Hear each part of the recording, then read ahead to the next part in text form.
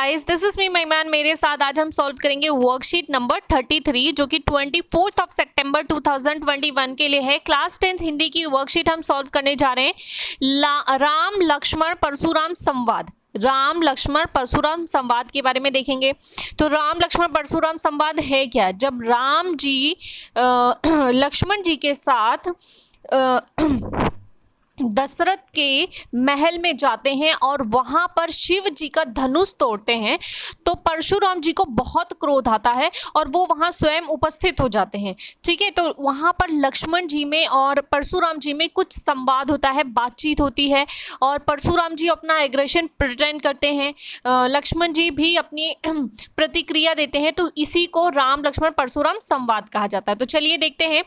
प्यारे बच्चों, आज हम हिंदी साहित्य के महान संत तुलसीदास जी के जीवन से परिचय प्राप्त करेंगे और उनके द्वारा रचित महान ग्रंथ रामचरितमानस के राम लक्ष्मण परशुराम संवाद से ली गई चौपाइयां और दोहों का विधिवत अध्ययन करेंगे। तो चलिए देख लेते हैं। सबसे पहले जानेंगे तुलसीदास जी का जीवन परिचय।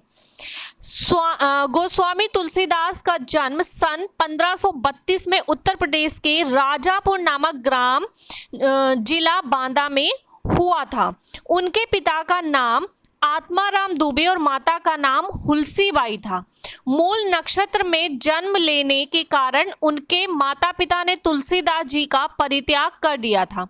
फलस्वरूप एक दासी ने उनका पालन पोषण किया। जनश्रुति के अनुसार तुलसीदास जी की पत्नी की उपलम्ब से वह संसार से विरक्त होकर भगवान राम की भक्ति में लीन हो गए। काशी में रहकर उन्होंने रामचरितमानस को संपूर्ण किया। सन 1623 में काशी के गंगा के तट पर उनका निधन हो गया। रामचरितमानस के अलावा तुलसीदास जी ने दोहावली, गीतावली, कवितावली, वैराग्य संदीपनी, वरैया, रामायण, पार्वती मंगल और विनय पत्रिका जैसे प्रसिद्ध ग्रंथों का सृजन किया। यानी इन सभी ग्रंथों को लिखा था तुलसीदास जी ने। कौन कौन सी? दोहावली, गीतावली, कवितावली, वैराग्य संदीपनी, वरैया, रामायण, पार्वती मंगल और विनय पत्रिका, ये सभी ग्रंथ लिखे थे संत तुलसीदास ने, जिनका नाम गोस्वामी तुलसीदास था और बाद में संत तुलसीदास पड़ गया था। ठीक है, क्योंकि ये राम भक्त हो गए थे और इन्होंने आगे का पूरा जीवन राम भक्ति में बिताया था। और आज के राम लक्ष्मण परशुराम संवाद को देख लेते हैं, जो कि बहुत ही इंपॉर्टेंट है, बहुत ही रोष भरा है। ठीक है, इसमें क्रोध है, इसमें क्रोध में किस तरीके से बातें परशुराम जी बोल रहे हैं और लक्ष्मण जी कैसे अपनी प्रतिक्रिया दे रहे हैं। तो बहुत क्रोध है, बहुत ही इंटरेस्टिंग है और बहुत ही मज़ेदार है। इसको बहुत ध्यान से सुनने और समझने के लिए जोश भरी कविता है। ठीक है, तो जोश में भर के आपको सुनना है और मज़ा आएगा। नाथ, क्या बोला गया है? नाथ संबुधनी भंज निहारा, नाथ संबुधनी भंज निहारा, होई है केउ एक दास तुम्हारा, होई है केउ एक दास तुम्हारा, आयसु का कहिउ किन मोही, आयसु का कहिउ किन मोही, सुन रिसाय बोल मुनि कोही, सेवक सो जो करे सेवकाई, सेवक सो जो करे सेवकाई, अरि करनी करी करेउ लड़ाई, अरि करनी करी करेउ लड़ाई, सुनहु राम जे ही शिवधनु तोरा, सुनहु राम जे ही शिवधनु तोरा, सहस भाव सम सो रिपु मोरा। रिपु मीन्स कौन सा? सहस बाहु की तरह, सम सो रिपु मोरा। ठीक है, रिपु मीन्स है मतलब दुश्मन। यहाँ पे कुछ शब्दार्थ हैं।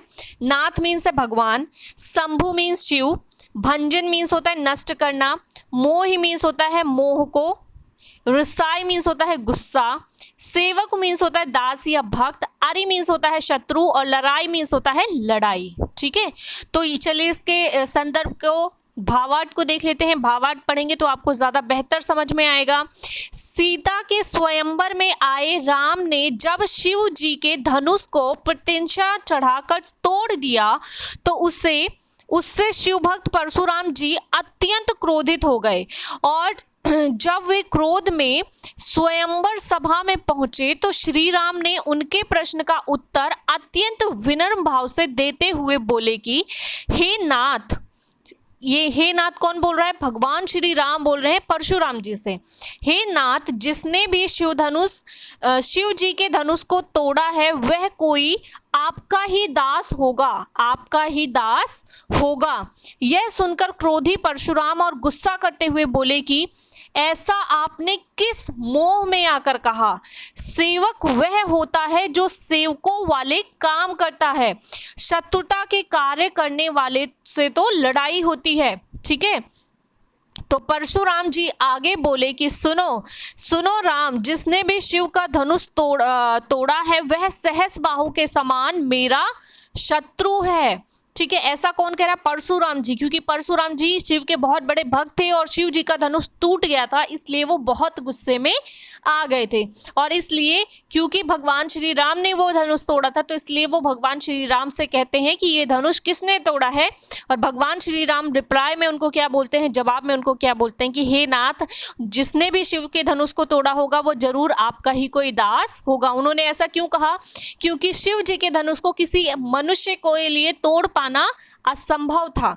तो यानी कि उन्होंने कहा कि अगर शिव जी का धनुष किसी ने तोड़ा है तो वो कोई ईश्वर का अवतार ही हो सकता है।